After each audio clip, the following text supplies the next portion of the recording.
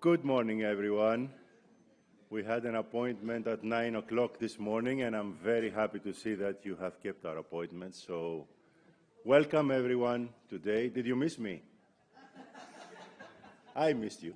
So, good morning to everyone. Good morning to our audience, to the people that are following us in line. Good morning to our interpreters. Good morning to our technicians who will be running the program with us.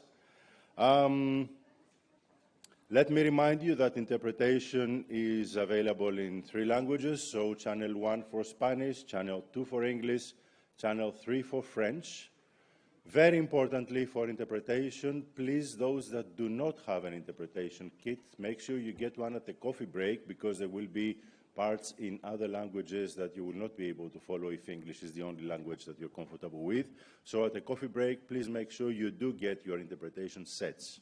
Also, on interpretation, yesterday some people from our audience forgot to return the sets they had taken. Please remember to give them back, because A, they're of no use to you, B, they cost a lot of money to the people that provide them, so it's a pity.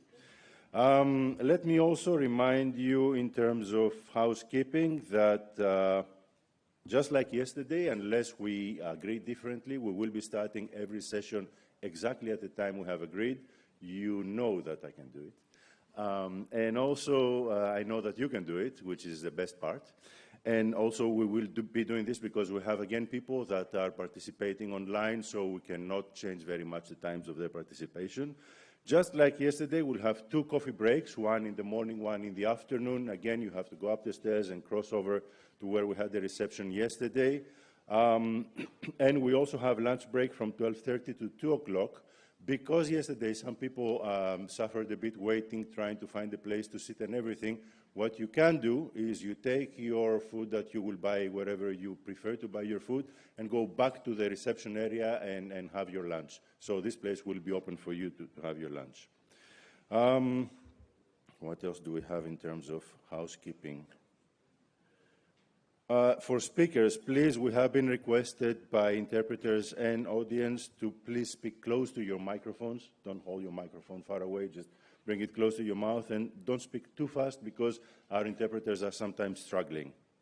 So this is what the program is, what the housekeeping part is for today, and now let's have a look at the program.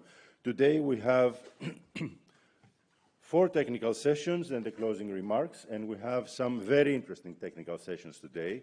So we will start in a few seconds with the first session for today. This is session number 6 for our program that will look into Climatesmart MSP.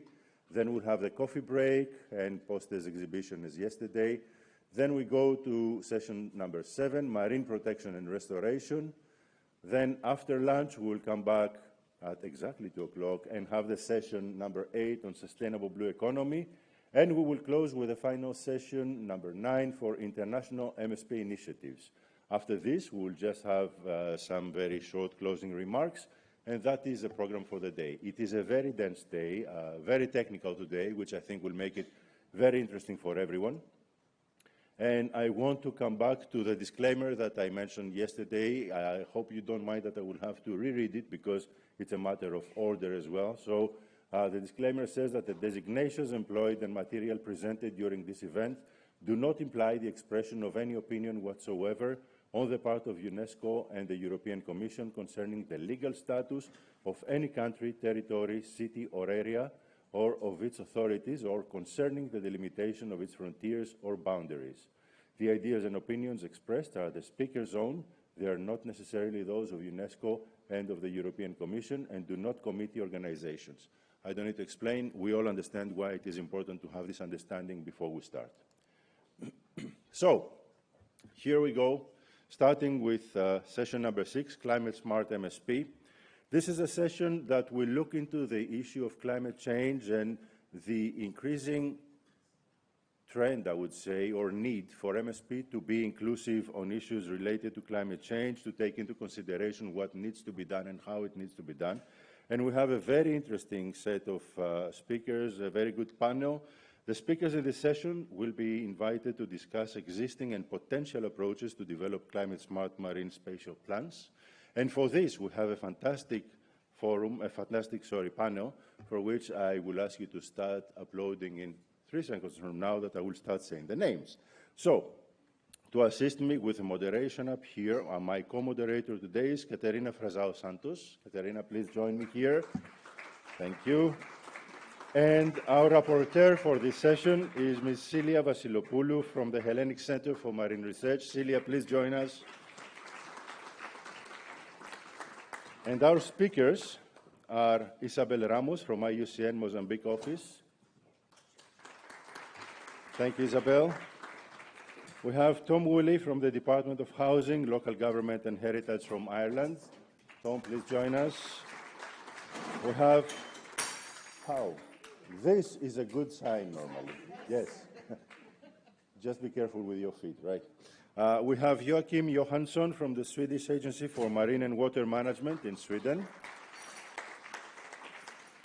We have Jesse Verhalie, if I pronounce it right, I apologize if I don't, from the Federal Public Service Health, Food Chain Safety and Environment of Belgium. And we have Alison Wiggins from Coastal Zone Management Unit in Barbados.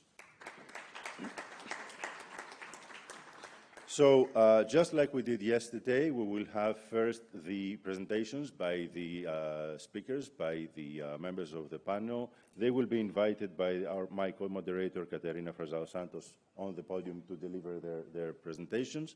At the same time, let me remind you that we have the Slido.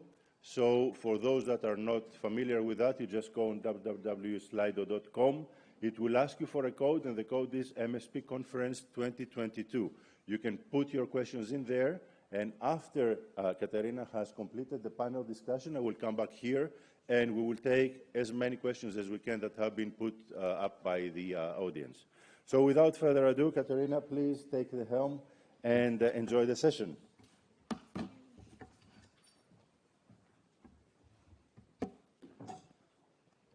So good morning, everyone. Thank you for being here at such an early hour for today's sessions on marine spatial planning. So it is a great pleasure for me to be here today moderating this session on a topic that is so dear to me. So the interconnections between marine spatial planning and climate change have been my key focus for the past 6 years. So it is with great pleasure that I see that climate-smart marine spatial planning is now recognized as one of the key priorities of the new MSP roadmap. So last Monday at the MSP forum, there were a number of tables discussing the topic of climate-smart MSP. And the goal was to identify some issues and identify some recommendations to take the topic forward.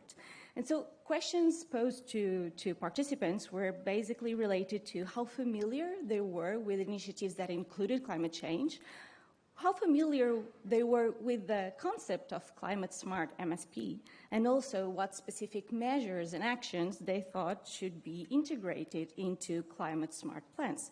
So I would just want to make a quick poll here and ask you how many of you are familiar with marine spatial plans that do include climate change.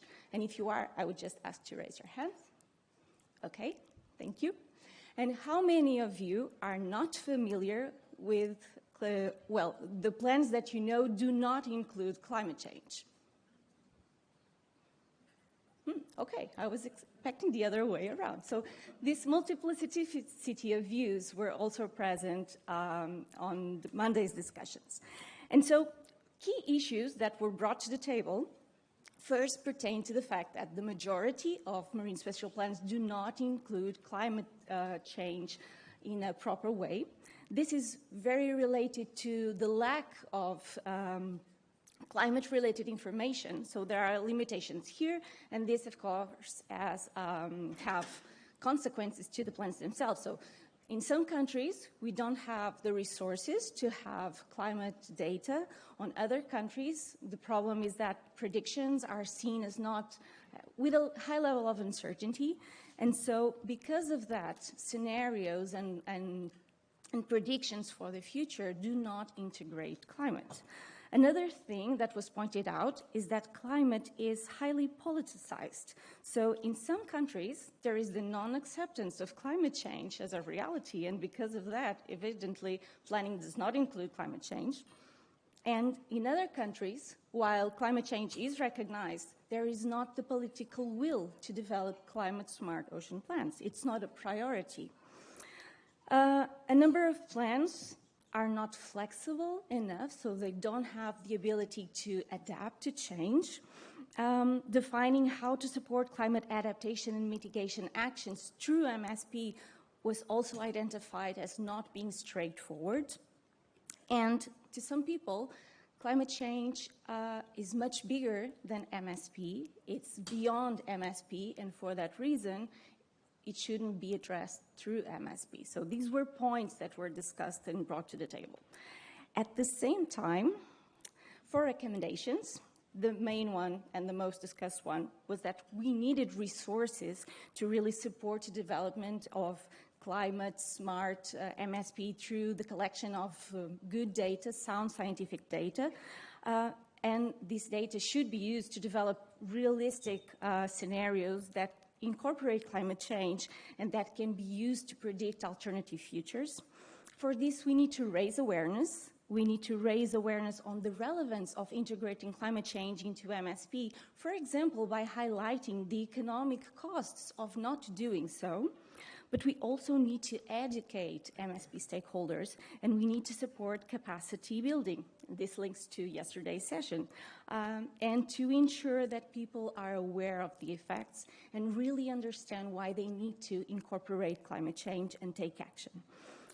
On this note, some people highlighted that if we comply with the new loss and damage fund for developing countries adopted in COP27, this can have an important role in this ensuring resources issue.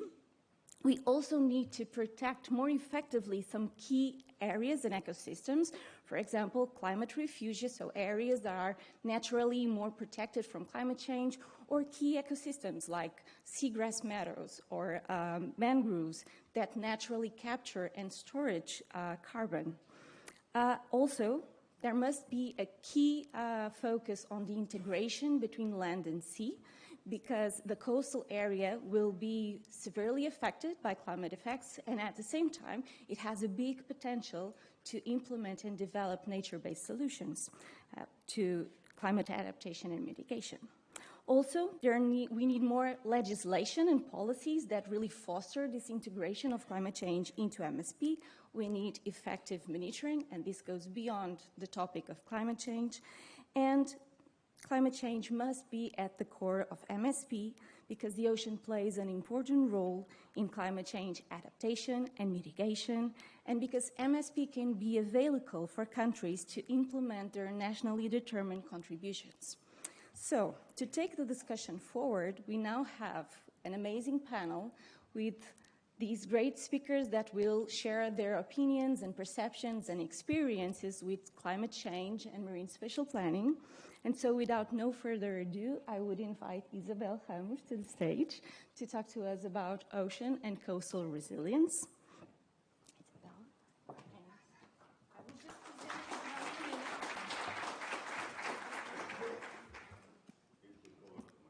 Okay, I just wanted to present Isabel. I'm sorry. This will open. Okay, so Isabel Ramos is a program manager at the International Union for Conservation of Nature in Mozambique. Since 2000, she has been working with the design and implementation of multi-sectorial government policies and legal frameworks and large multinational projects. Since 2015, her work has focused on territorial development, including the Mozambican Marine Spatial Plan, with a focus on climate, socioeconomic, and global commitments. Isabel has a background on economics with studies and trainings on linguistics, industrial systems, and politics of governance. Welcome, Isabel, and the floor is yours. Thank you very much. I'm also used to break a few things on the way, being it on the political side or on the physical side. Hola, bon dia a tutti, good morning everyone.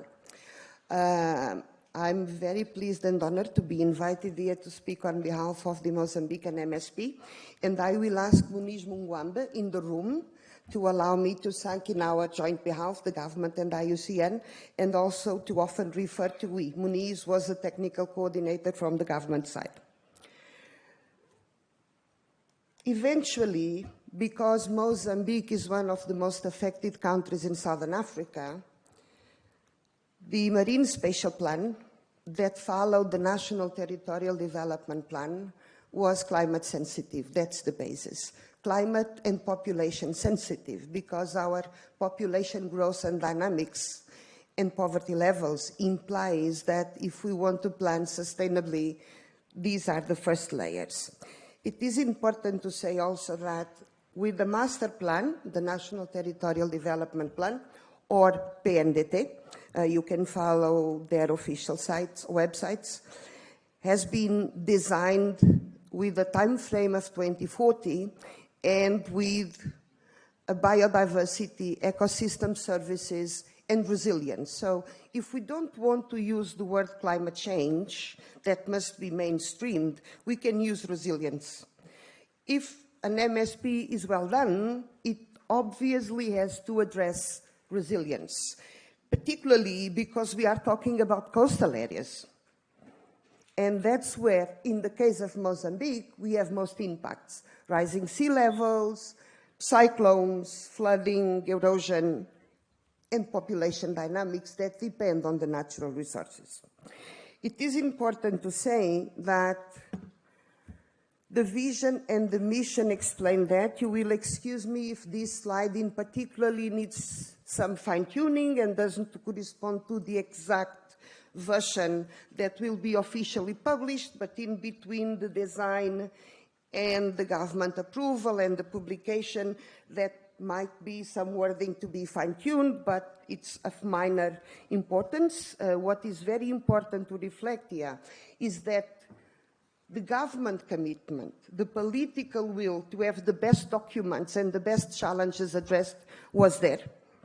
It is also important to say that beyond the leading pillars, so in between the territorial plan, and the territorial plan includes the 12 miles of the territorial sea, as was mentioned yesterday, the MSP is an integrated component of the Master Territorial Spatial Development Plan, although specifically for some sea and coastal related activities, it is more detailed than the PNDT.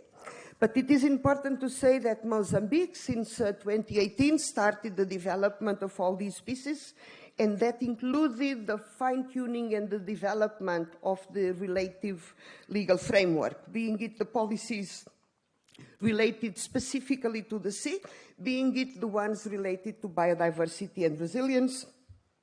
And the most recent one is from last May, and it is the Biodiversity and Offsets Decree that links investments in oil and gas. As you know, Mozambique is becoming one of the first African countries exporting LNG.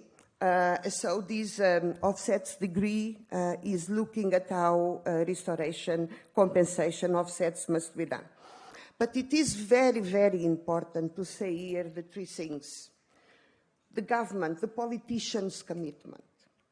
An MSP or a PNDT, a long-term document, policy, whatever, is bigger than the time I stay in government. And the choices I have to make are not always pro-vote. So we need to be always by the side of the governments to insist that these documents are approved by all the governments, are approved and endorsed by Parliament, and the infrastructure choices do not change with the government change. The second thing is technical assistance. I would say it's easy to find good technical assistance, but you must be lucky and you must go beyond the lines to understand where the best technical assistance to make sure that the document incorporates all the assets, all the risks, all the possibilities, and a solid GIS database, which we do have. It is also important to refer that in our case, the service provider that made the PNDT also made the MSP, with very good quality, and we have Teresa Gamito in the room. She was our technical assistant leader, the team leader for the MSP. But it's also important to say that, in particular for a poor country, aid, development partners, and good technical assistance is key. And in this case, we were very lucky to be then within the two documents within a large World Bank portfolio, and the vision, leadership, and persistence of Andrea Aquino, who was then our team leader. So they may seem not relevant, but if you don't have these three things at the macro level, then you can have everyone working, but you don't have the framework and the quality to decide. This slide shows you how Mozambique is at risk for climate change, is not that well prepared. Population dynamics, we are 32 million now. We will be 60 to 65 million in 20 years, and we are a poor country. So if communities are not involved in restoration, if communities are not paid to provide restoration services and ecosystem services as much as we are paid to talk about them, they will go over the natural resources. They won't let their grandchildren die as much as we don't let our own grandchildren die. So it's very important that population dynamics is part of the GIS database. And then the associated risks, in our case, we know that public health, each time we have a natural disaster, is at risk. 30 seconds. Again? 30 seconds.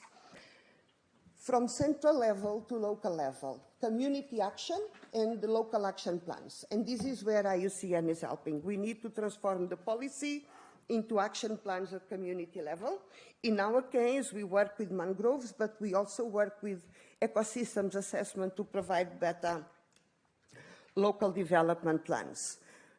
The PowerPoint will be made available, so the ways forward will be discussed in the questions, but updating data, updating scenarios, and making sure that one government after the other doesn't stay away from what has been agreed.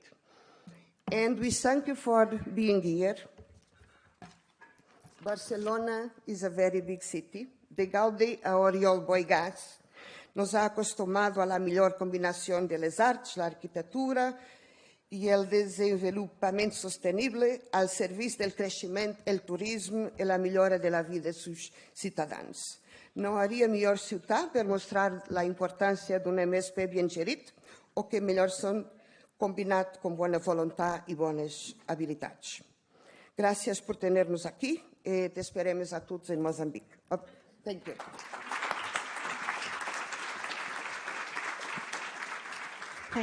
Thank you, Isabel, so much. I will now invite Tom Woolley to the stage. So Tom is a marine planning advisor for the Marine Planning Policy and Legislation section of the Government and Heritage in Ireland. Tom has been involved with MSP since 2010 and played a leading role in creating Ireland's first marine spatial plan. So welcome, Tom. Thank you very much. Thank you for the opportunity to join everyone here in Barcelona and online. Thanks to the organisers from the IOC and the European Commission. It's been really fascinating over the last few days to hear about the experiences of so many countries and speak with people who understand challenges and the solutions going on around the world. It's really inspiring. Today I've been asked to speak about Climatesmart MSP in Ireland. Ireland's national plan was established at the beginning of last year and includes a number of measures to support climate change, adaptation and mitigation. But while I'll be focusing on planning, I wanted to refer back to Katrina Nikangas's session on marine knowledge yesterday, particularly in the context of Climatesmart MSP. What we've done in terms of marine planning, what we've been able to communicate wouldn't have been possible without knowledge, research support that's ongoing in Ireland and around the world, of course. And Ireland has a strong track record and long monitoring data sets around climate change, and that evidence has underpinned what we've been able to do. So I just wanted to highlight that while I'm not going to speak about it in detail, research has played a really key role in what we've been able to achieve. And if anyone's more interested in that area, please do speak to Katrina, who's here. I was on stage yesterday from the Marine Institute in Ireland. So climate change and MSP in Ireland. I've taken a reference from Climatesmart MSP as it's usefully described in the MSP Global document, Climate Change and MSP. I won't go through all of these points in detail, but just to highlight some statistics. Sea level around islands has risen approximately 2 to 3 millimetres per year since the early 1990s. Average sea surface temperatures have risen nearly half a degree in the last 10 years compared with the previous 10, and we've had 6% more rainfall in the last 30 years compared with the 30 years before that. I know some people think Ireland is rainy and couldn't get rainier, but it's happening. So the Irish coastline, in terms of the area, is over 7,000 kilometres. The maritime area is nearly half a million kilometres square. So there's a map there just to give you a sense of scale. And I suppose the important thing is when we're thinking about these climate impacts, it's easy to talk about statistics and change. But of course, all of these, especially when brought together, can change ecosystems, can change coastlines, impact communities, change fisheries, and change the way we have to interact with the sea. So in response to that, through MSP, Ireland's moving quickly towards offshore renewable energy, seeking to move from our current position of 25 megawatts of offshore production to 7 gigawatts by 2030 as part of a move to renewables that we hope will provide 80% of electricity production by 2030. And then we recognise that wider development and consenting has a role to play in the maritime area and a role to play in reducing emissions and avoiding the exacerbation of the impacts of climate change. For example, ensuring projects don't conflict with wider coastal management and defence measures and enhancing them where possible. So that's the opportunity that MSP presents, and I'm now going to talk you through the system, I suppose, that is marine spatial planning in Ireland. So when we think about MSP in Ireland, it is a process. It's common to focus on the plan, and that is a complex and difficult task that everyone in the room is dealing with to some extent or another. But it's actually near the top of the steps required to ensure climate change matters are properly identified throughout the whole system. And in MSP in Ireland, we do talk about marine spatial planning being an end-to-end system from legislation all the way down to enforcement. So in terms of the pieces of the jigsaw in place, we have the Maritime Area Planning Act that was brought in at the end of last year. That provides an underpinning for marine planning and provides provisions for marine plans to be taken account of. So marine plans are statutory. All decisions have to be made in relation to and with reference to marine plans. And then you have the marine plans themselves. They were established, as I said, at the beginning of last year at the national level. So they provide a fixed framework of policies for people to refer to in decision-making. It provides that basis for people to look at what the country is saying about climate change, understand what that means for the maritime area, and apply it in their decisions. In the future, we'll be bringing in sectoral and local marine plans that will build on that. So sectoral-wise, we're talking about offshore renewable energy. And at the local level, we could think about bringing in local climate change expertise, be it seagrass meadows or other nature-based solutions that play a role in carbon sequestration or coastal defence.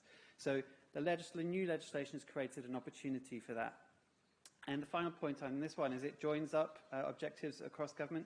The integration was mentioned at the beginning of the session, and I think it's important to recognise that MSP needs to find its niche.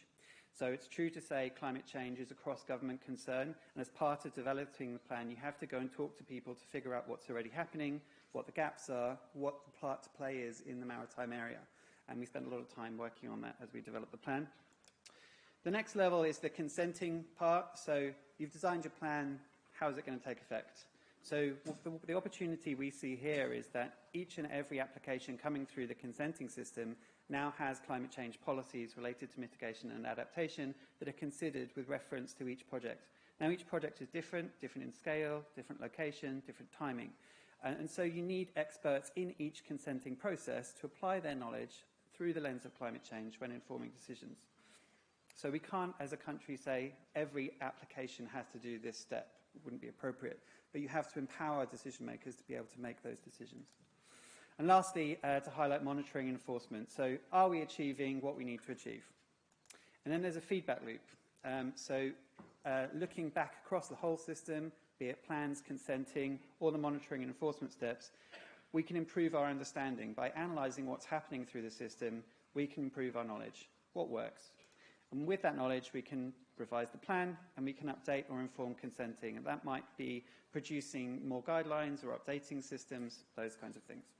So that's how we see the system working end-to-end and the opportunity to apply climate-smart thinking through the system. So looking ahead, what are our biggest challenges? And this is my last slide. As mentioned by Katerina, one of the main challenges we have and see ahead is land-sea interactions. So one of the things that we have to think about is the complication of different authorities having different responsibilities at the coast, and the question of how we bring that together. But the opportunity is that on land, we have folk like the Climate Action Regional Offices and a lot of expertise at the coast around managing climate change, and we can learn from that in terms of land planning. I mentioned a designated maritime area plan, so any public body can now bring forward proposals for a sector or locally based area plan that can then be attached under the national plan. We are modernising our consenting system to enable the system I just showed you. At the regional scale, we're involved in the North Seas Energy Cooperation Group, which is working to look at what the opportunities are at the North Seas area, so that's the North Sea and the southern part of Ireland's waters, looking at how we connect and reach energy targets together in renewables. We're looking at MPA legislation, and there's an opportunity there again as we look to our 30 by 30 targets to look at what role climate change plays in designations. MSFD is being updated to look at climate change, and that provides an in for us because MSFD provides the environment plank for MSP in Ireland. And then finally, just to say, future research will obviously continue to inform planning as it develops. So with that, thank you very much for your time and for the opportunity to tell you about what's happening in Ireland.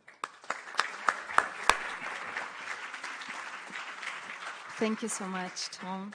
And I'm sorry to be the bad guy here stopping you and telling you that you have already the timing, but just to try to keeping the session on schedule. So now I will invite Joakim Johansson to the stage.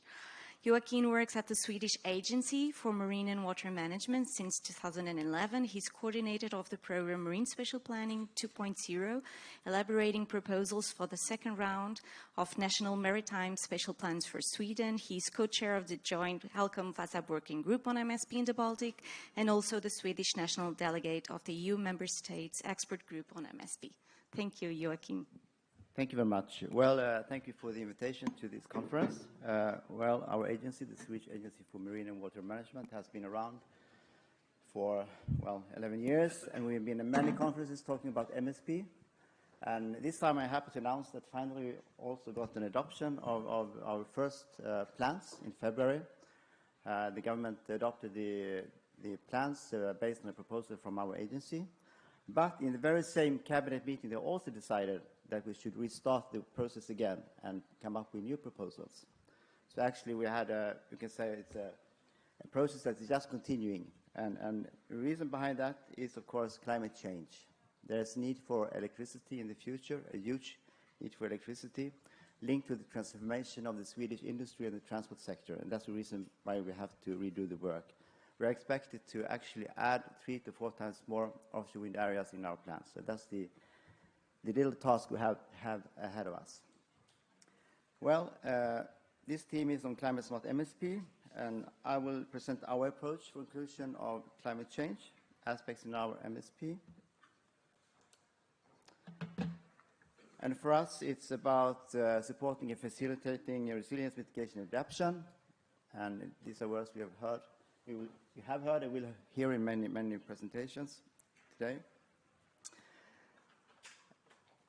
And, well, there is some crossover between these words, because what is resilience can also be adaptation and it can also be mitigation. But the resilience is about the ability to cope with change, climate change or external shocks. And mitigation is about reducing the greenhouse gas emissions. And adaptation, of course, is about adapting to climate change. But they're all linked together.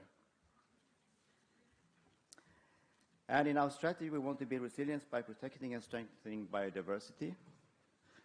And like most marine spatial plans, we have included marine protected areas in our plans.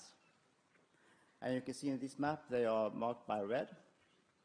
And you can see by the west coast of Sweden, there are a lot of areas, and we have also some areas in the Baltic Sea and a few areas in the northern part of the Baltic Sea and then Botnian Bay.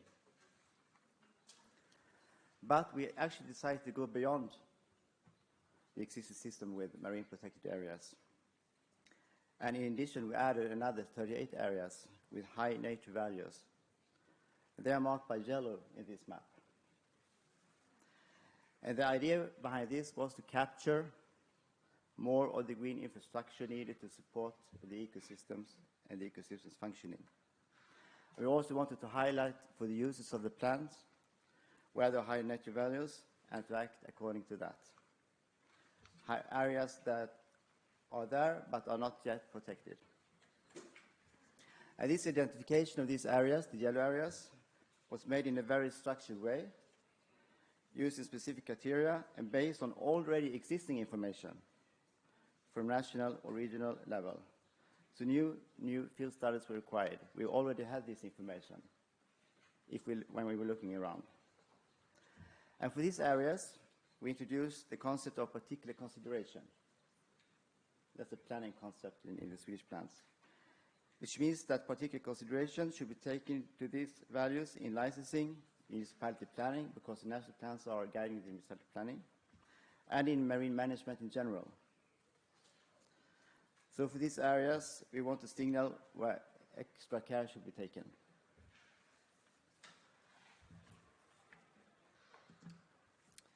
Well, 7 of these areas also constitute so-called climate refugee.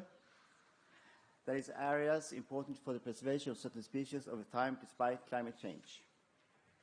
And this is a concept that has been around for quite some time, but has been rarely been used in MSP. And I think Sweden was one of the first countries actually including these types of areas in MSP. I think in Europe it's also Åland. I think they also included that type of areas in their plans, if I'm correct. To identify the areas, we needed a specific methodology, and it's quite complex. There's a lot of aspects and factors to consider. So we used external experts from academia. So knowledge here is, of course, extremely important. We also need some specialized consultants to help us. And in order to identify these areas, they decided to focus on key species important for the ecosystem, or you can also say habitat-forming species, and analyze them in relation to certain climate change factors. And the scientists, they choose to look at salinity, which is important for the Baltic Sea, as the salinity is high in the south and then they're moving towards fresh water in the north. So change will have an impact. And then, of course, water temperature, because we will have rising temperatures over time. And ice cover, because ice cover is quite relevant for the ecosystem in this area, especially up north. And the ice cover is expected to be reduced over time due to the warming of the globe. And as for species, we included species such as herring, which is a fish, blue mussels, ringed seal, a marine mammal, seagrass or eelgrass, that's the same thing, bladderwrack seaweed, and some other species. And we did this for these areas, and here you can see the blue areas that were included in the MSP. And our ambition is also to include the western part of Sweden. So we want to extend this geographically, if it's possible, well, from a technical point of view, and also possible to get the right expertise. Because here we need more expertise. Yes. Well, I'm going back to this picture. Well, in order to find better planning solutions, we also decided to integrate impact assessments, because impact assessments are an essential part of the MSP, into the actual planning process. And of course, our main tool was the Symphony tool that was mentioned yesterday in another presentation, which is a tool for assessing community impact.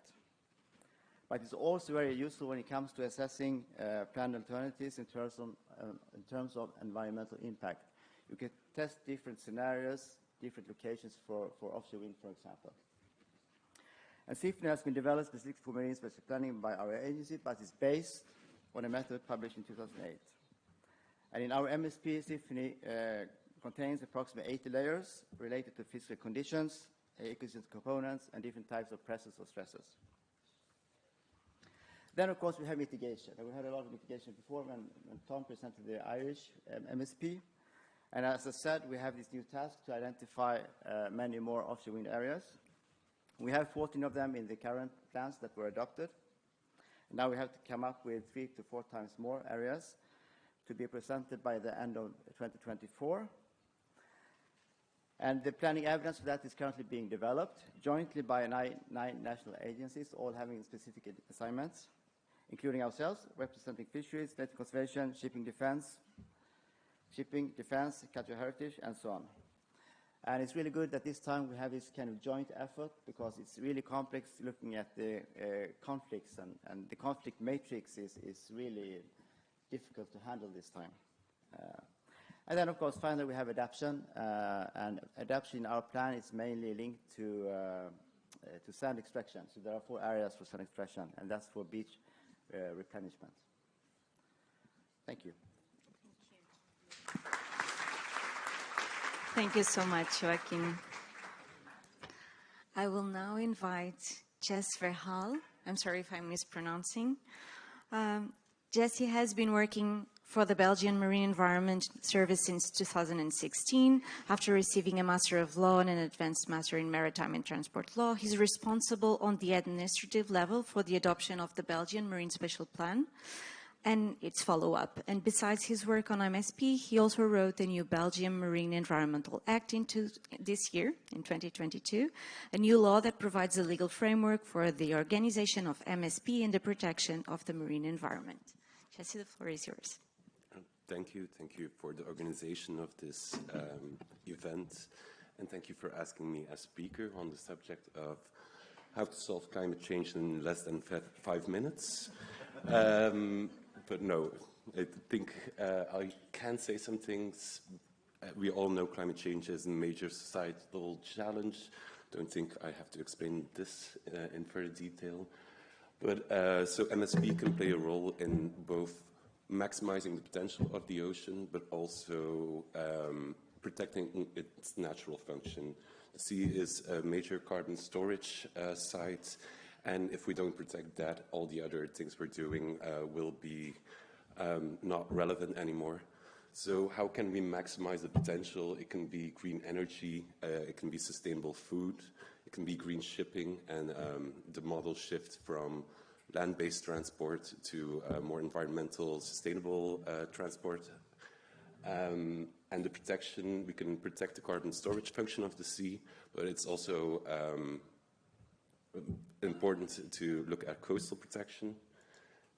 So for green energy, this is the Belgian part of the North Sea. It's 0.5% of the total North Sea. So you heard Tom Moody say 490,000 square kilometers. This is 3,300 square kilometers, but 50% of the space is dedicated to renewable energy.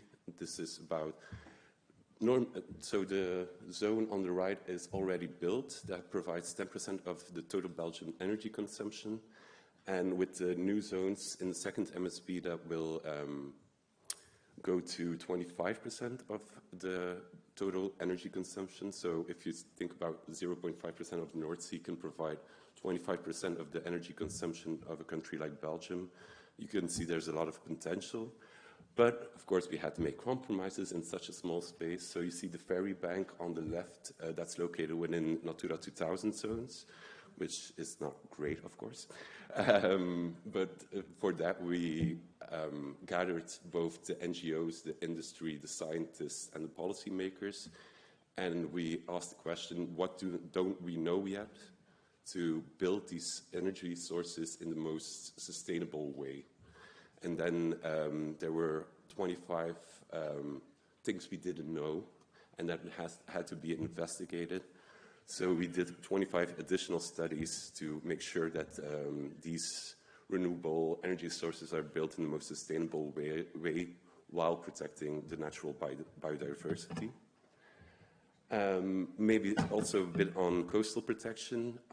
As some of you may know, Belgium is one of the lowlands together with the Netherlands, so we are quite susceptible to rising sea levels, and coastal protection is very important to us.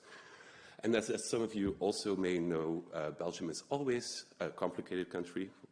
We think, oh, there's a problem, let's make it more difficult. So there's shared competences between the regional level and the federal level for coastal protection. So the Flemish region is responsible for coastal protection, but we're responsible for MSP. So we have to work closely together to make sure that the coastal line is protected. They're doing now a co-creation process, which aims to provide solution for a 1,000-year storm. So what is necessary for a 1,000-year storm? And also involving the coastal communities, the industry, the NGOs, and everyone in civil life to make sure that it's a broad solution carried by everyone.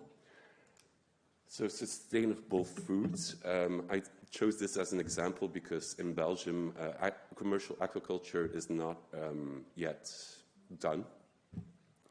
So it's an interesting example of a lot of MSPs, especially in this stage, a lot of uses of the sea are already established, so shipping, fishing.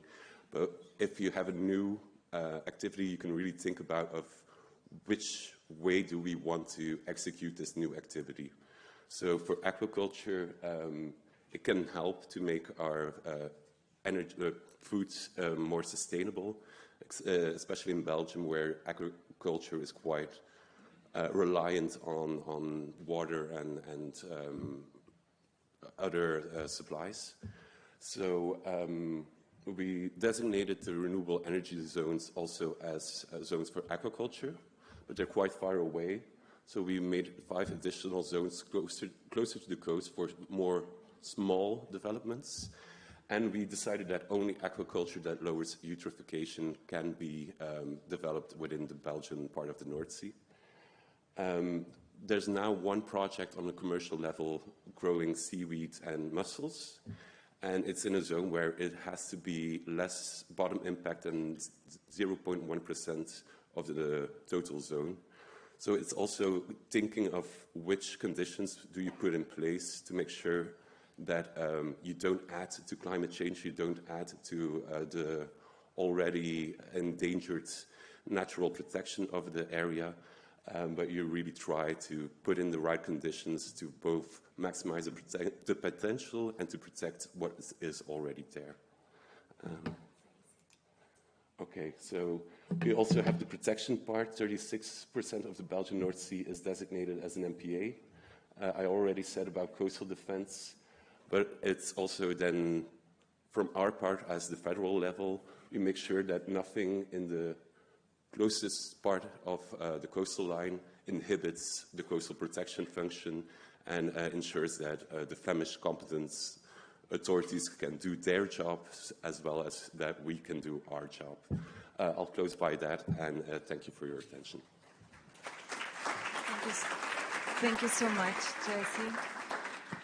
I will now invite our final speaker, Alison Wiggis, to the stage. Alison is Deputy Project Manager at the Coastal Zone Management Unit of the Government of Barbados and has more than 20 years of experience in development planning and coastal zone management.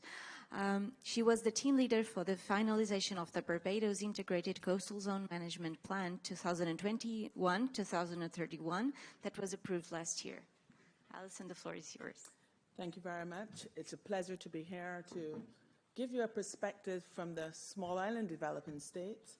We're babies in terms of the MSP project because we're about to start. So it's good to be here to get your perspectives on the MSP.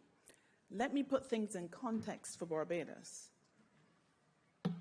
This is where we're located. We're located totally in the Atlantic Ocean with the other islands of the Caribbean to our left. Barbados is extremely small. It is 430 square kilometers, but we have an extended area, our marine space of over 180,000 kilometers. That is over 400 times the size of our land space. But the thing is, as I said before, we're now about to start our MSP. Let me tell you a little bit more about Barbados. We have a population about 290,000 persons, one of the densest populations in the whole world. And all the population, the majority is centered on the coastline. Everything we do, our capital is on the coastline, our tourism is on the coastline, our industries are on the coastline. So 70% of our population is located within 4 kilometers of the coastline. Our major sectors are tourism, industrial development, the financial sector. And the thing is about Barbados, just like the other islands in the Caribbean, is that less than 1% of our ocean space is protected. Many sectors, therefore, are competing for funding from our government. Our government provides free education, free healthcare, free everything. But that means there's less monies available to do things like the MSP. Because of climate change, we've had to put in a lot of infrastructure along our coastline. Recently, we've collaborated with the Inter-American Development Bank and done extensive work on our coastline. We've put a lot of boardwalks in place that deals with climate change. We've done a lot of projects. We've just invested about $42 million in a project called the Coastal Infrastructure Program along our coastline. So we've done projects like looking at our bathymetry. We've also done projects like looking at our LIDAR studies, looking at our geotechnical studies. So we've done every studies on our land. So now the progression is to look at our ocean space. So this is where we find ourselves now, looking at our ocean space. So now we've come to the point where we're about to commence the MSP, starting in February next year. And we've completed a debt conversion for nature, backed by $150 million from the IDB, the Inter-American Development Bank, and our partners at the Nature Conservancy. This allows our country to reduce our borrowing costs and reduce savings to finance long-term marine conservation programs, particularly biodiversity and climate change. So this follows on from other islands in the world, such as Belize and Seychelles. This multi-year spatial planning project will commence with collecting data, and I think it's important for us to collect a lot of data. While I mentioned we had a lot of data on our land and near shore, we have little data on our near shore, on the ocean space. We want to make sure that it meets our minimum standards. So the data will not only be collected to deal with the environment, but we also must look at our social and economic impacts created by climate change. For example, we have large fishing communities in Barbados on our south coast. So these communities depend a lot on our marine resources. Another important aspect as we move forward with our MSP is to raise awareness of our stakeholders. So we bring the stakeholders along with us. And I think the important stakeholders is our political directorate. That's the thing. But I'm sure, I don't know how many of you have heard of our Prime Minister, the Honorable Mia Mottley. She has been challenging persons about the impacts of climate change on small island developing states. And the thing is about it is that we want to ensure that we mainstream climate change into not only our policies, but also our guidelines. So countries like mine, small island developing states, are facing numerous amount of challenges. But the little we do, we will try to ensure that we incorporate climate change into the MSP in the future. I will leave you with photographs from last year and show you the impact of climate change on Barbados, for example. We had a hurricane last year, the first time since 1955 that we were directly hit by a hurricane. Mind you, it was Category 1. And you can see the significant impacts, our coastal erosion. Look at the amount of sargassum seaweed, for example. Look at the amount of coastal inundation in our near shore. We are experiencing significant impacts on our small islands because of climate change. But we want to make sure that we adapt. We want to make sure that we put in the appropriate infrastructure and the amount of economic activities. We'll try to ensure that we reduce the impact of climate change on our small island. We will ensure that we do as much as we can, although we are not the producers, the persons who cause climate change, but we are on the receiving end. But as our MSP starts, we will ensure that we do as much to preserve the climate as we know it. Thank you so very much.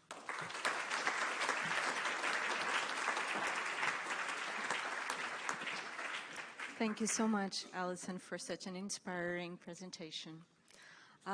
Before we go to the discussion among the panel, I would like to remember everyone that you have Slido and that you, both people in the room and people online, I welcome and invite you all to pose your questions through Slido, and then they will be addressed after this short discussion, because we could stay for the entire day discussing how climate change could be addressed and integrated into marine spatial planning. But so to take a bit this discussion into a more deeper level in these 20 minutes that we have, I would start by inviting Jesse and Tom to share your thoughts on the question of how can we design marine spatial plans that are responsive to change. And of course, we are not only talking about climate change. If they are responsive to change, they will also be responsive to social change and other type of changes, and that's very important. So how can they be designed to be flexible and to be modified quickly, especially taking into account that marine spatial plans take so much time to be developed in the first place? So I would invite Tom and Jesse to address this. Hello? Yep, that's okay. Okay. Small question. No, thanks very much for that.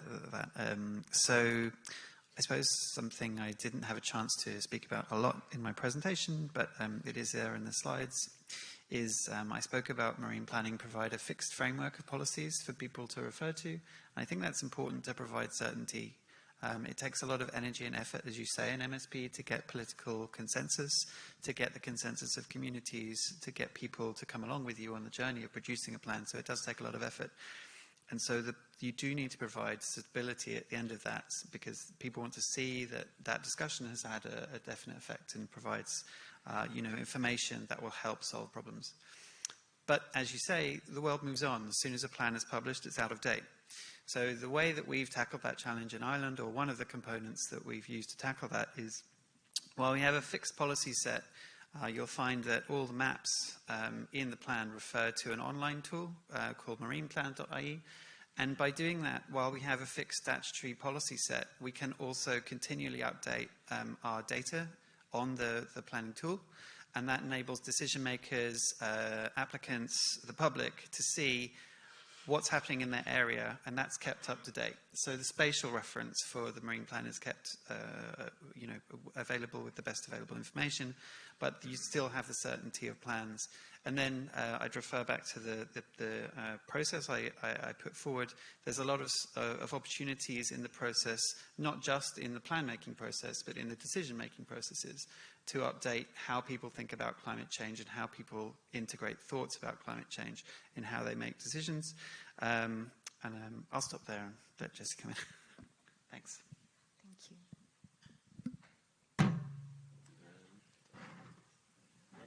you. Yes. So it's an interesting question, because one of the main goals of MSP is providing a stable framework for all users of the sea. So if you change it continuously, that goes away. Of course, one of the easy things is just having cycles. So Belgium will start its third cycle next year. And it gets better for people just starting. As soon as there's one plan in place, it's easier to revise it than the first time you have to write the whole plan. So good luck. But the other thing I will also, it's maybe my legal background speaking now, but like anticipate in your wording of the plan. So instead of saying this zone is for an offshore wind farm, in Belgium we say the zone is for the production, transmission and storage of renewable energy. So we're now thinking about floating solar, and we don't have to revise our plan, because by choosing our wording carefully, we already anticipated on future developments. So be careful in your wording, and by the legal act I just had a vote in Parliament, we're changing our we're going back. We're going from 6 to 8 years. So it's not the most adaptable now, but as you've seen, the Belgian part of North Sea is very small, so it's already completely booked in for the next couple of years.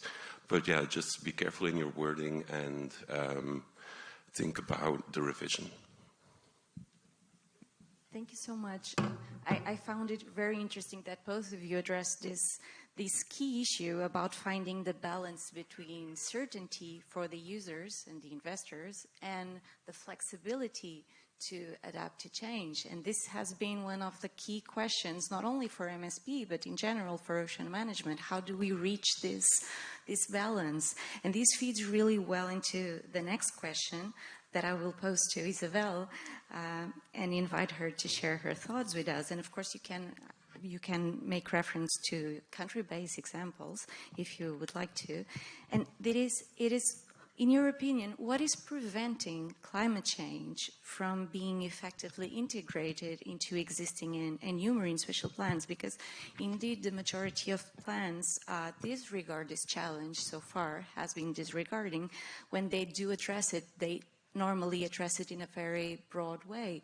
And this was actually one of the things that was also discussed Monday. It doesn't have a straightforward answer. I would like to learn your thoughts on this. Well, first thing would be luck. If one is not affected by something, then one doesn't react to something. The second thing would be lack of political responsibility. The day politicians are taken to The Hague, the same way others are taken for war crimes, for irresponsible government choices, then we will start having governments and parliaments that are more reactive to bad governance. Thirdly, at last but not at all, at least, is knowledge. If I am aware of the 8 billion to 9 billion to 10 billion in the same planet, in the same pool, then I know there will be an impact because the resources are not being maintained. If I have the knowledge about the role of biodiversity and ecosystem services, then I will not destroy them. I will accelerate its restoration, protection, and conservation.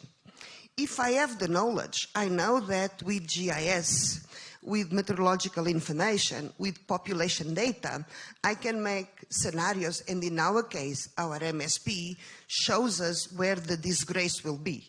So if we don't react, well, tant pis, the disgrace is there already, we know what it will be. But I need to want to know that. And often this knowledge and the costs of the implicit measures go beyond my 5-year cycle. And if I go to elections next year, the last thing I want to do is to address the people who live in the river mouth area and tell them, I'm sorry, you're going to die. Right? So governments and parliaments must know that the disaster is coming. If we are two parties, then, my dear friend, it's either you or me, but our grandchildren will suffer equally. If I have the knowledge, and as it was said yesterday, the youth must be involved. They are the ones who are going to live with the disgrace that we are managing today, or not managing. We need to involve youth champions. And if they are so good with all the social media and all these fashion influencers, let's put them to be environmental influencers, good governance influencers. And with the youth, we bring the women, because the women raise up the children already in a different manner. And just one more thing, we need to make central to local. We need good governments, we need good policies, we need good decision makers. But then we need to have the capacity to transform a good policy into an action plan at community level. The communities use the natural resources as survival, and we need to shift the way this is used. They need to restore the ecosystems and be paid for that, and be taught and be capacitated to work with alternative income generation activities, with sustainable use of the ecosystems and the natural resources. And then, out of my age, I often say, if you don't do it, when it goes worse, I will say, well done, that was your choice. So we must put the responsibility also on those who don't decide properly. Thank you. Thank you so much, Isabel. You said a lot of very important things.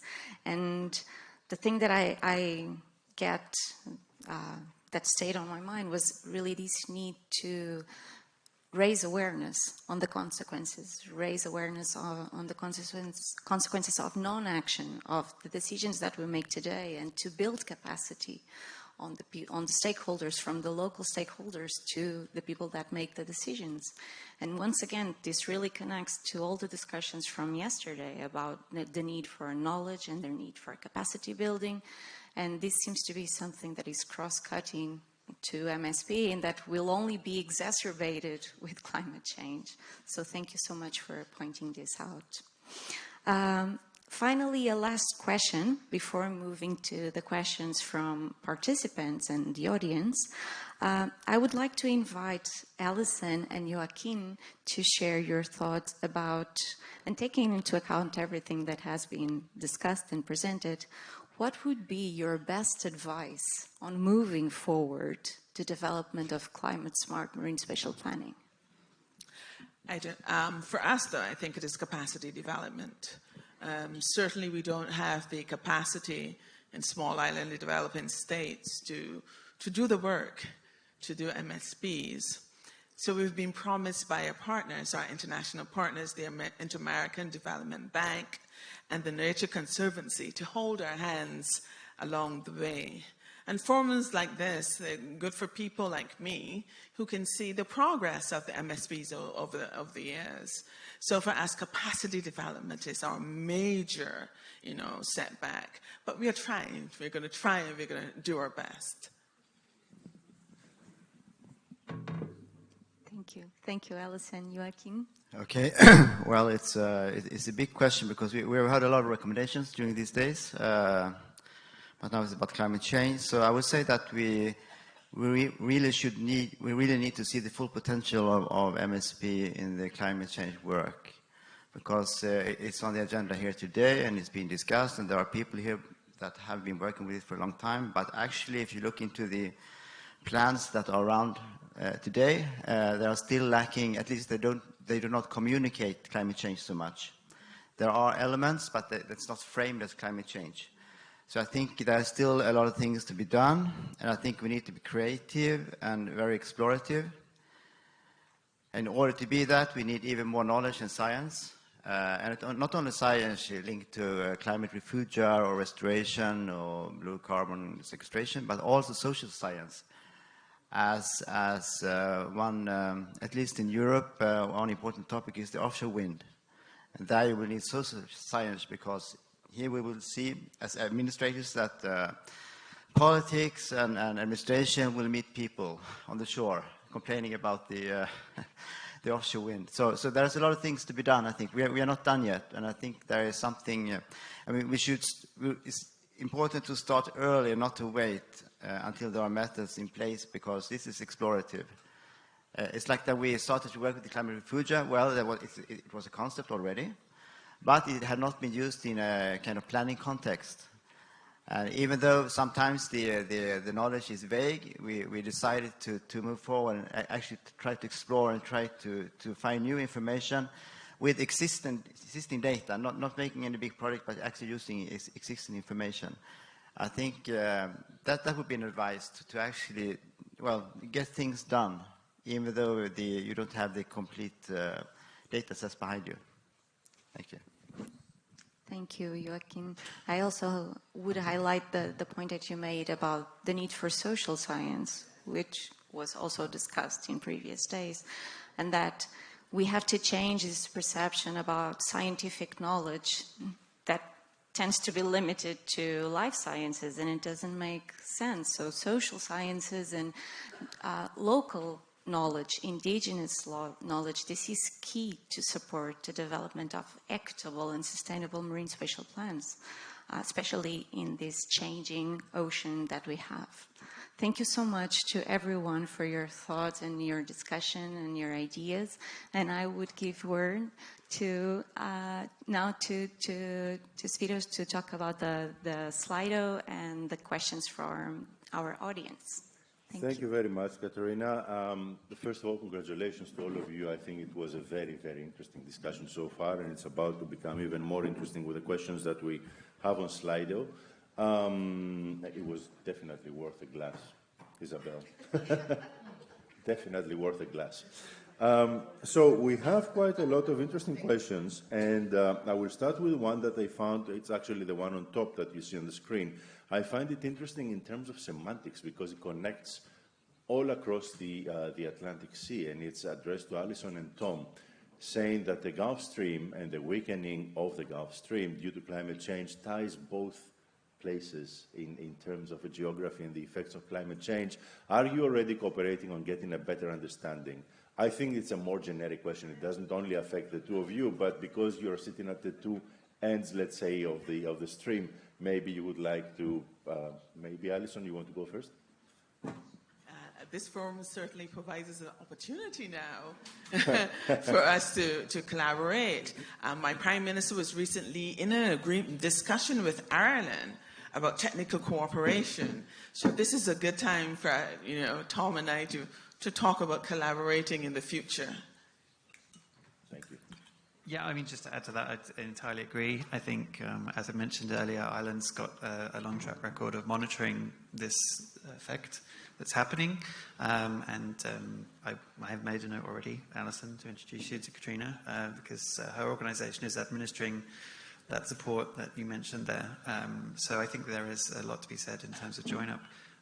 Yeah, it's a really interesting question and something that's definitely worth exploring. Thanks. Thank you both. And let me just add once more, because I said semantics at the beginning. I heard Alison when she was doing her presentation, closing with saying that, we get a lot of the effects, but we're not the ones producing greenhouse gas emissions. And questions like that make one think that, in fact, the effects are coming back to you in many ways. So the ones that are producing the greenhouse gas emissions are also the ones at the receiving end. It doesn't go one way or the other, and this is why it is a global question on how we do this. So let's go to the next question, which says, in terms of climate change, the issue of adaptation, specifically adaptation to climate change, oops, sorry, just changed. So in terms of, where is the question?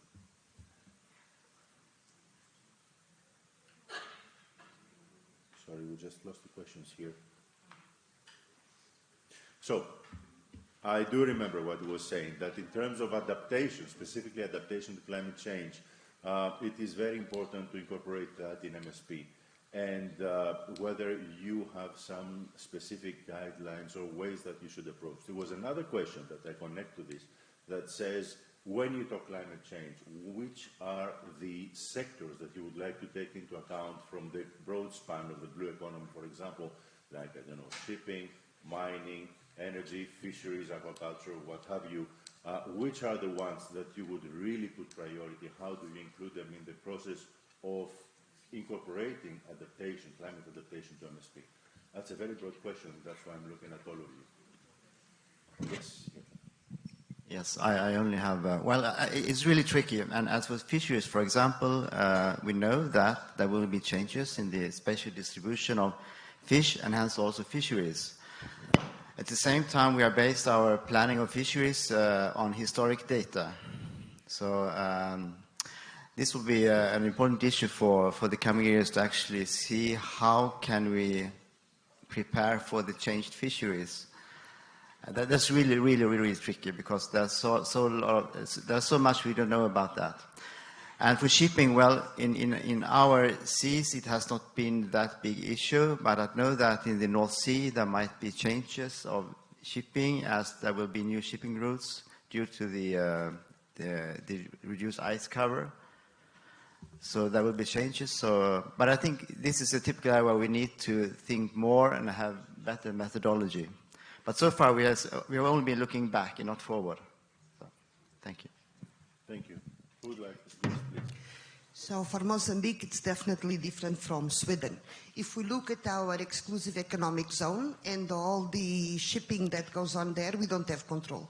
We don't have defense capacity to surveil everything.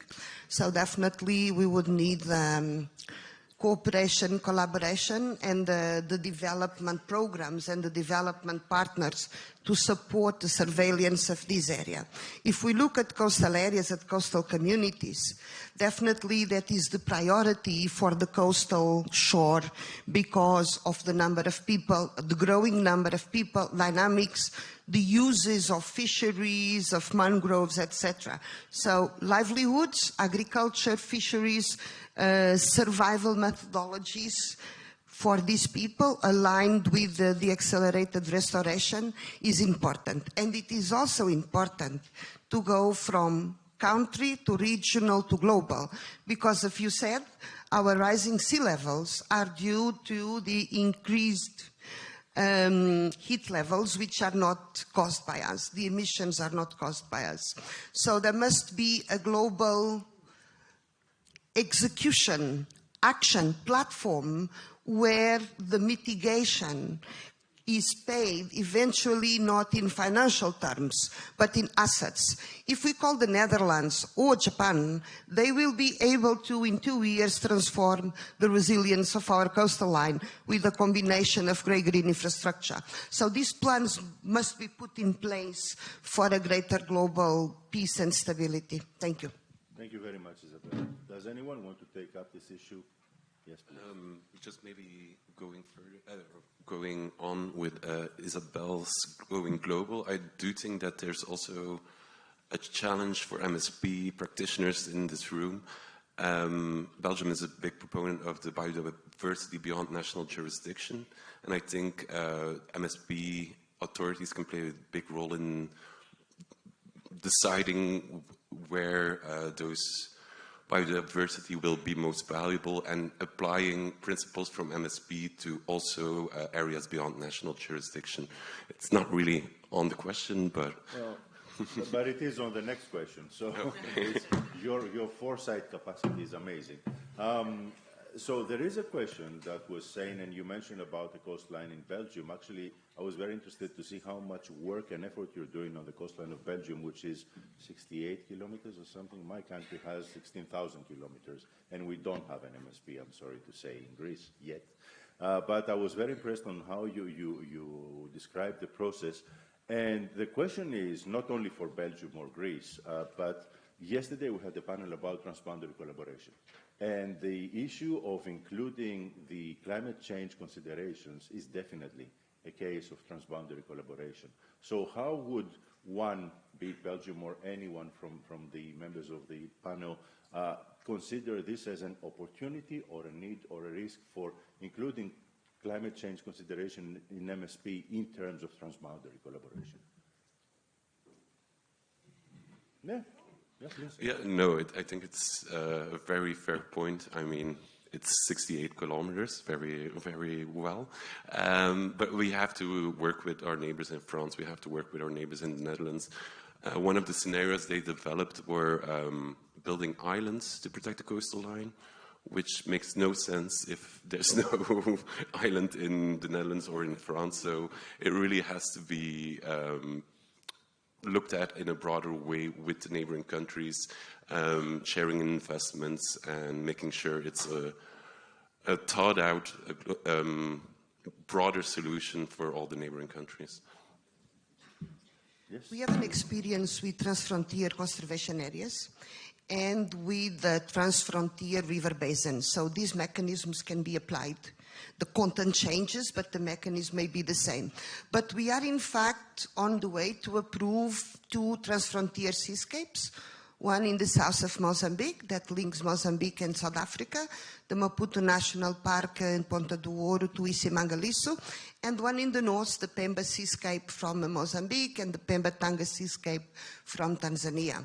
So eventually, in April, you are all invited to this Biodiversity Congress, Biodiversity and Environmental Congress in Mozambique, and we may make a presentation of this, or through UNESCO and the EU delegation in Mozambique, we can also make a presentation of how these transfrontier conservation areas are very well managed. Thank you. Thank you very much. Then there has been a little bit of havoc with the questions on Slido, so I am referring to some questions that I had already noted So maybe you're not seeing one-to-one on what you see on your screen, but we'll come to this. We still have a few minutes. One question that I considered very important, or a set of questions to be exact, was about the role of protected areas, of biodiversity, what was the word, the refuges that you mentioned, and how this is a very important component of working to control and to mitigate climate change, because the value of biodiversity is not only one case of protection, so in terms, of resilience and everything, but it's also one very important case, for example, for carbon sequestration in terms of biodiversity of either fish stocks or vegetable growth, vegetation in the sea and so on. Can any of you enlighten us a little bit on how this is taken into account, how it should be taken into account? I don't know, maybe Joachim, you want to start? Well, definitely it should be taken into account, but as I said, climate change is rarely mentioned in MSPs, the current ones, and actually the same goes for blue carbon capture and restoration, which is something that is, well, the discussion is actually starting now, at least at the administrative level. It has been discussed among scientists before, but now it will come into the planning discussions as well. And actually, in the European Union, there is a proposal for new legislation related to restoration, and we'll see how that will go. But it might be that that is something that will be a natural part of the MSP in the future, and I think we should go that way. And the same goes, of course, for blue carbon capture. That's the same thing. It's something that will come actually, and that there is a lot of potential there. Yeah. Thank you very much. Anyone else? Yes, Isabel?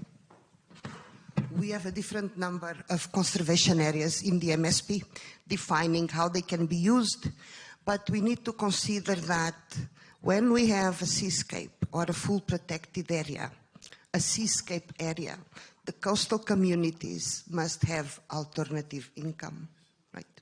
We need to provide them another sustainability for their livelihoods so that they can work on conservation. Thank you.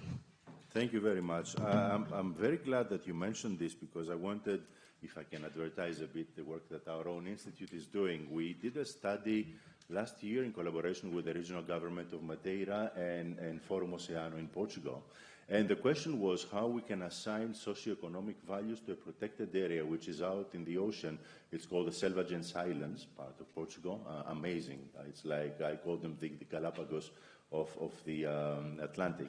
And when we're trying to assign the socioeconomic values, the obvious discussion was about visiting, about documentary making, the automatically connected things. It was about snorkeling and, tickets and all these things. Of course, there was the nature value, but then we looked into the value of the carbon sequestration, and especially in terms of those having assigned financial values in terms of the emissions trading schemes of the European Union. And that changed everything. Because once you put this into the equation, then it becomes a real economic value.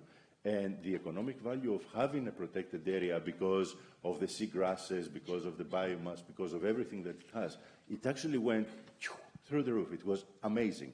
And I think that's one thing that we very often forget to talk about, that it's not just the value of the nature because of the inherent value of nature, but it's a service. The nature-based services that you, Isabel, mentioned, if you did, I don't remember who exactly said that, that makes it very, very important, because there is economic value if we want to talk about economic and non-ethical values only. So thank you for bringing this up. If you allow me, Please. yes, the ecosystem services must be valued.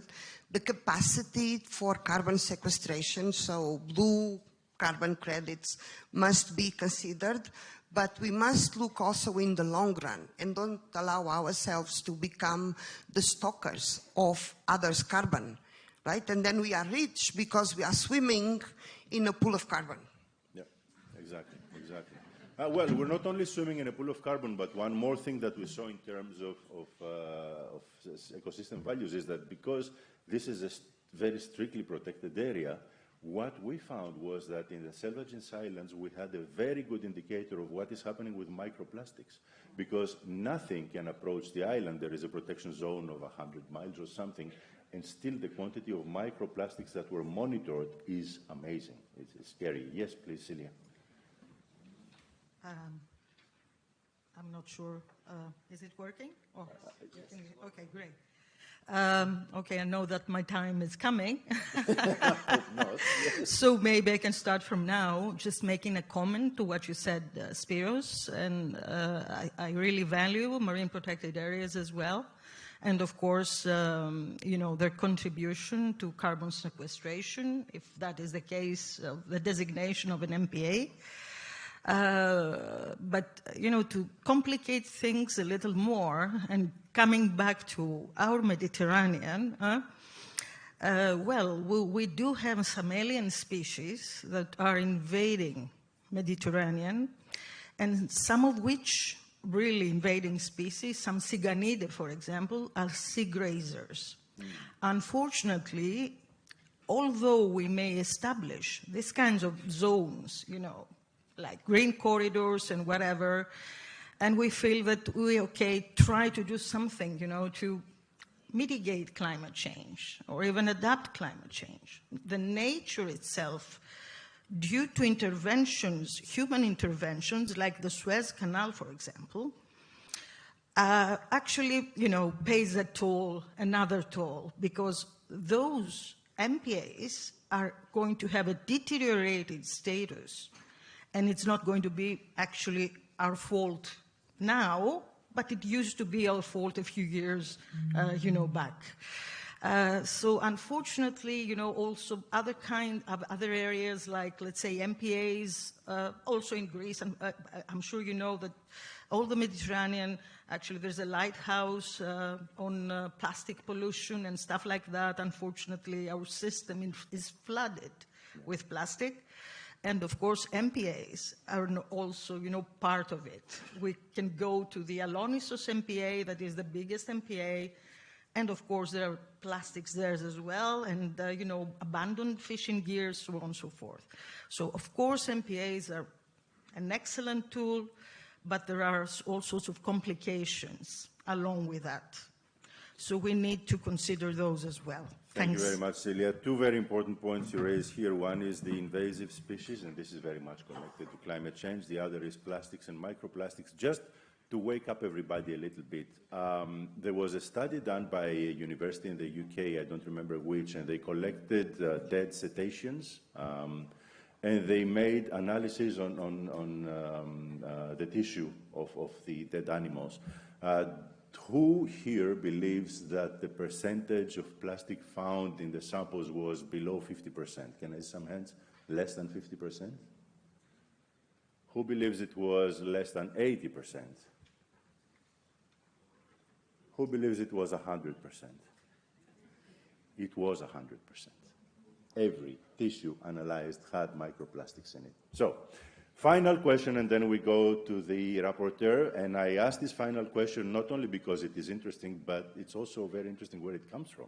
And the question is, do you think that government agencies dealing with climate change are aware of what MSP is and how it can contribute to this challenge? And the reason I say it's very interesting, it's because it's coming from Michel. Where is Michel? And it's very interesting to see that the IOC is putting this question, because IOC is close to governments, and still this question is here. So do you actually think that government agencies are aware of MSP and how it can be connected? It can be yes or no, or you can analyze your answer. Yes, Tom. I'll be brief and just refer back to what I mentioned in my slides. We spent a long time working across government to ensure that every department had an opportunity to put something in our marine plan. So if there was a marine element, it informed what we did, just to make sure everyone was on the same page, take people with us, etc. But now, people in different departments are coming to us. So in the last few weeks, I've been working on an update of our climate action plan, making sure MSP is in there, represented correctly, and that integration is both ways. So from an Irish perspective, I don't know if it's perfect, but it's certainly happening. Great, thank you, Tom. Yes? I would say yes on the first part. And then on the second part, how we can contribute to the challenge. Well, so. Yeah. Yes, Jess. Yeah, I think they're becoming more aware, just like all stakeholders, especially going through cycles, they're becoming more and more aware. I recently was at a meeting and even the fishermen said to the local policy, like, oh, we'll see what the MSP says. So even if the fishermen are aware of what MSP is after 2 cycles, the climate agencies are as well. But I don't think they get the balance part of MSP. They once asked me what's the theoretical capacity in the Belgian part of the North Sea. And I said, well, what do you mean the theoretical part? And they were just like, yeah, if you place only windmills in the Belgian part of the North Sea. And I'm like, I'm not doing this exercise with you. Thank you. Alison, you want to answer? No, you're good. So, okay.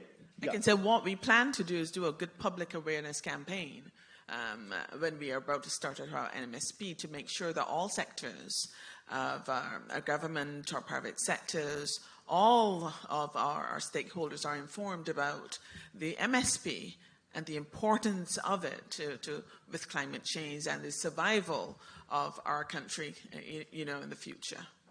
Thank you. I will close this discussion with this final point about the need for inclusion and completeness, because unless you get everything in the picture, there still will be very big gaps. So with this, let's give a hand to Celia Vasilopoulou, our rapporteur, who will come and sum up whatever she can sum up of this very rich discussion.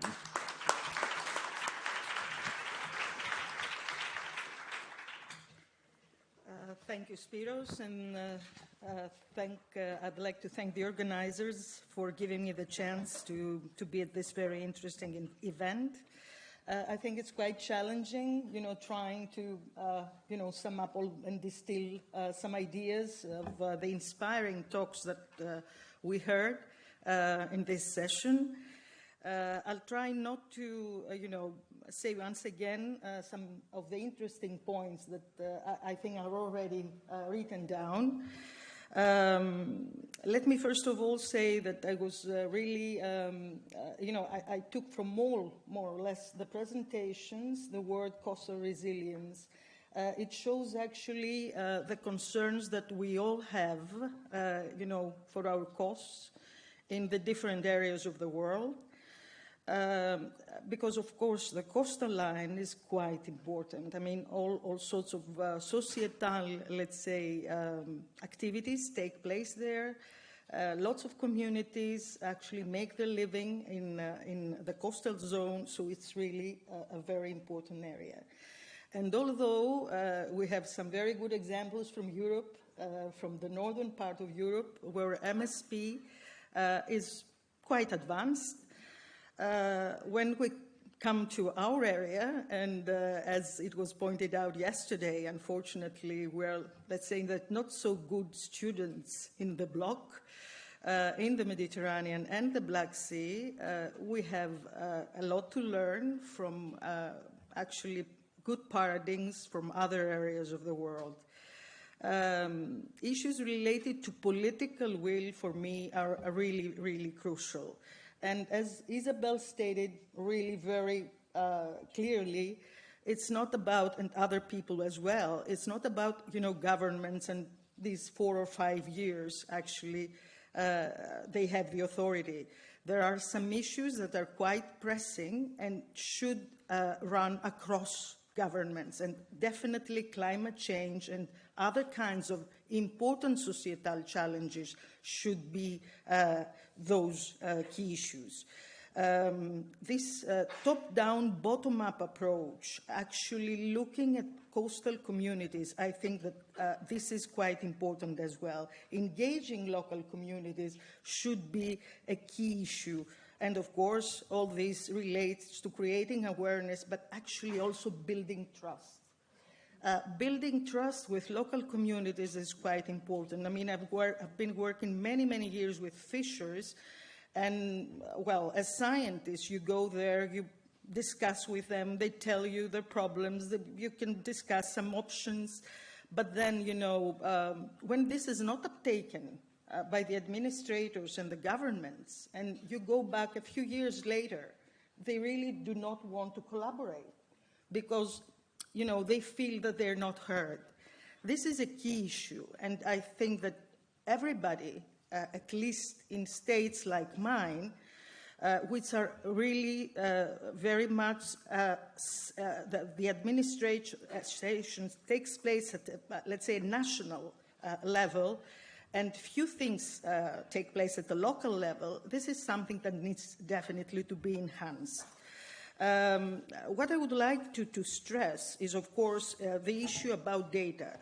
I saw a question saying that, okay, we don't need more data, we need to act now. I think that we discussed the other day about being proactive. I fully agree, we need to be proactive. Scientists always want more data, greater certainty, higher quality data. Of course, we need high quality data, that's for sure. I'm a scientist, I fully agree with that, and this is why I'm saying that we also need all the scenarios that are built to also show the, let's say, certainty or the uncertainty that actually, you know, is included, is inherited in the scenario that was actually built. Because after all, we're actually trying to, you know, discuss options with stakeholders. Their living is going to be more or less affected by those scenarios. So they need to know pretty clearly how certain we are in whatever we're actually promoting or proposing. So, of course, not all areas of the world are going to be impacted by climate change at the same pace. And, of course, not all sectors. We have discussed about shipping. Of course, shipping is going to change a little bit. Probably fisheries is going to be more affected due to, let's say, shifts of the fishing stocks in, let's say, northern latitudes. Definitely we need to consider, you know, the sectors in the different areas of the world and start from these. Nature-based solutions are very important, but we need also to consider other kinds of complications, like what I've mentioned, you know, for our area as well. We definitely need to improve knowledge, the knowledge in how some processes are actually intervening, the complexity of these processes on the climate change impact. Not only the data, knowledge is also lacking. So I think there's a lot of room to improve knowledge and scenarios building there as well. I should say, of course, that it's quite important to work with indigenous people, grasp upon their knowledge as well. We in Greece have, as Spiro said, some 15,000 kilometers of coast.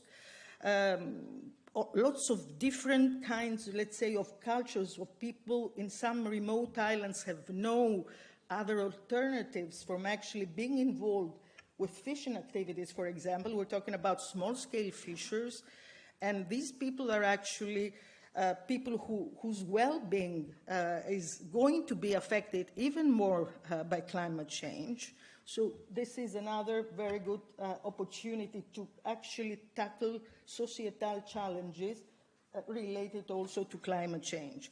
So finishing this, I think that, first of all, political will is the backbone for an effective, let's say, policy making, considering the different areas of the world, not the central part, but going down to the different local, let's say, territories.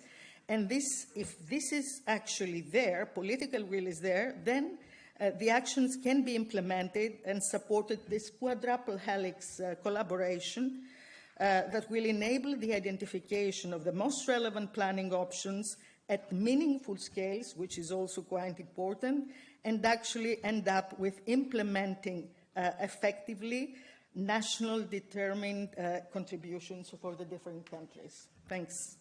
Thank you very much, Celia. Thank you very much, Celia. I think that's a great way to close this first and fantastic, I think, session for today. So please join me at giving a very, very big applause to everyone in this part.